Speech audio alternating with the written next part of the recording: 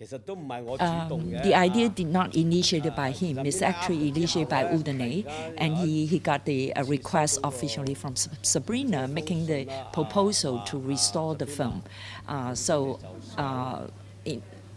Their first reaction was very happy, to be honored, to be chosen, to be restored, and there's of course no complaint about it. Yeah. And it's just very honored that being chosen to be restored. Yeah.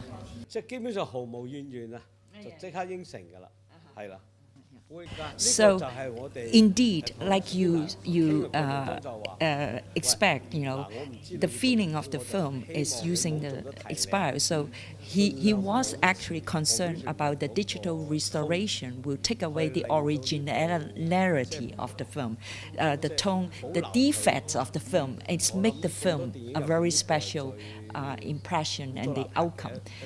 So that was one main thing that he keep reminding everybody.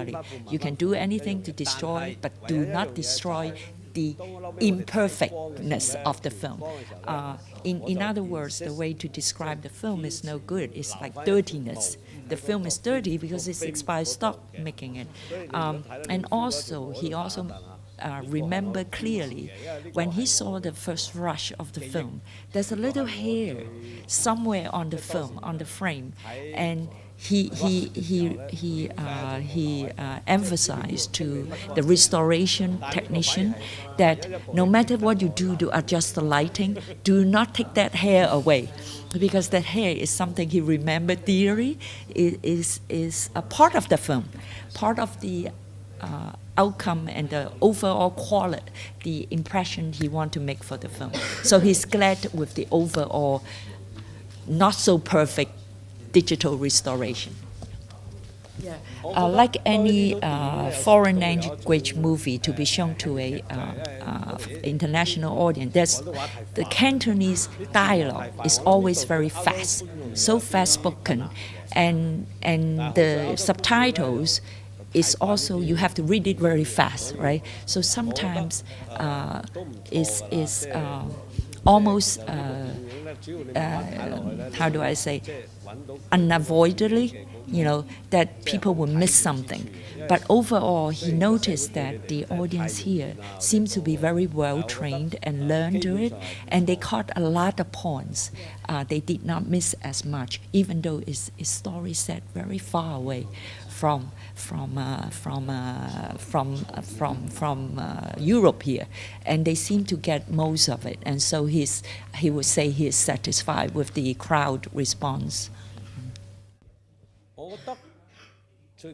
Well, at the end of the day, a good script, a good story, and a good strong depth of a character will make a good movie. Okay.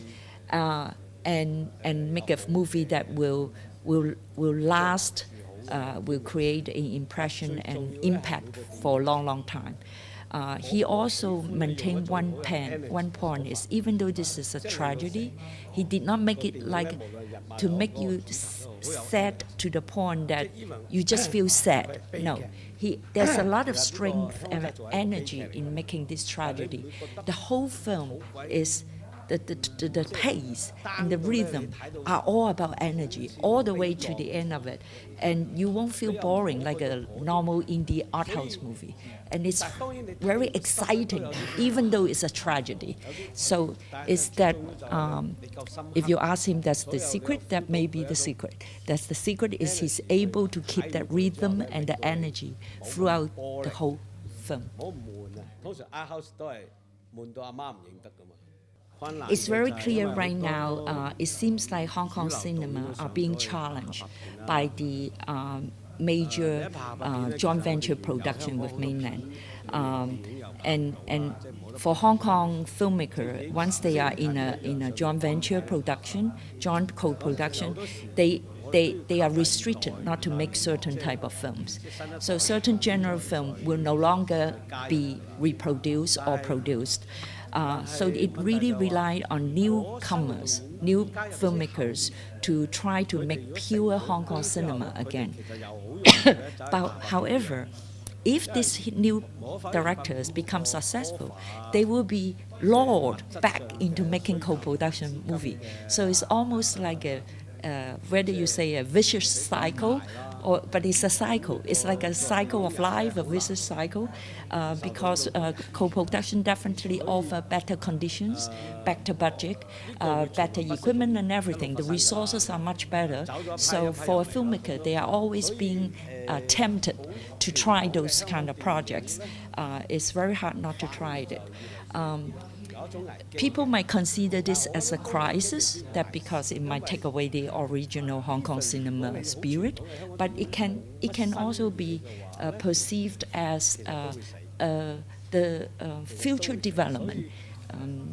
Because if the Hong Kong cinema stays status quo, maintains status quo and not changing, and it will stop by itself. It will also create a dead end.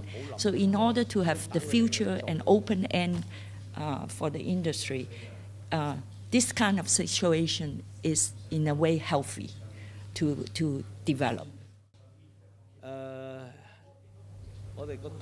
Well, there are several aspects that delay the sequel being made.